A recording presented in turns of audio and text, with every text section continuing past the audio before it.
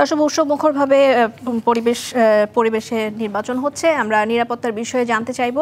আইন শৃঙ্খলা রক্ষাকারীর অবস্থা কি, যোগ দিচ্ছেন সহকর্মী রাকিব হোসেন।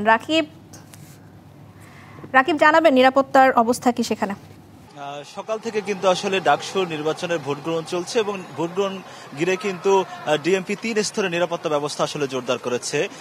ঢাকা বিশ্ববিদ্যালয়ের প্রবেশ পথগুলোতে অর্থাৎ 8টি প্রবেশ পথে কিন্তু তল্লাশি চৌকি বসানো হয়েছে। একই সঙ্গে কিন্তু এখানে এখন পর্যন্ত যদি বলি তাহলে সুষ্ঠুভাবে ভোট চলছে এবং আইন শৃঙ্খলা পরিস্থিতি কিন্তু অনেকটা ভালো।